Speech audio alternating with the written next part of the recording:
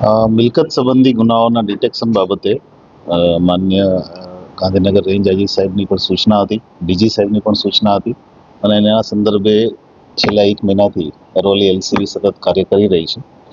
એના જ ભાગરૂપે 2 લોકો જે અમારા સસ્પેક્ટ હતા, ફેબ્રુઆરી મહિનામાં જિલ્લામાં 2 ચેઇન સ્નેચિંગના બનાવો બનેલા, એક ભિલોડા ખાતે સવારમાં અને એ જ ટોળકીએ બપોર પછી મોડાસા ટાઉન ખાતે બનાવ બનેલો.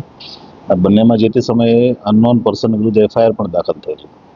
ત્યારબાદ ટેકનિકલ એનાલિસિસ, લોકલ ડેટા, બાકીના અમુક ફૂટેજ અને એની હિસ્ટ્રી એ બધું ચેક કરતા અને અમુક પોર્ટલ જે ઇમ્પોર્ટન્ટ બન્યા છે આઈસીજીએસને, એ બધું ચેક કરતા અમને જે લોકો ઉપર ડાઉટ હતો એ ગઈકાલે કોલેજ રોડ ઉપરથી સલમાન પઠાણ અને વિક્રમ દંતાણી આ બંને આરોપીઓને પકડ્યા છે.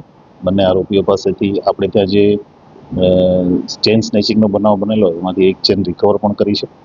આ બંને આરોપીઓ નવસારી ખાતે પકડાયેલા હતા, અગાઉ અરવલ્લી જિલ્લામાં પણ પકડાયા છે 2025માં.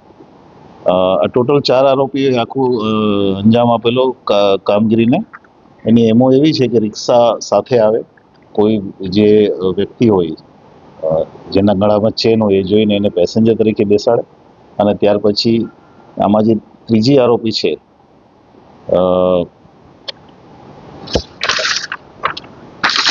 એક લેડી છે, એક આરોપી, જે એ બેનની વાતોમાં વળવી અને આશાબેન કરીને અને એક ચોથો આરોપી છે આજીમ મિયા, આ બધા જ ભેગા થઈ વાતોમાં વળવી અને એની ચેન લઈ જાય છે.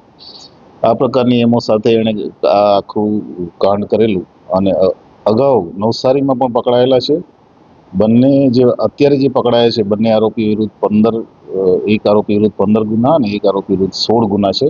વધારે પડતા ગુના અમદાવાદ સિટી, સુરત અને અરવલ્લી અને અન્ય મહેસાણા જિલ્લામાં બનેલા છે.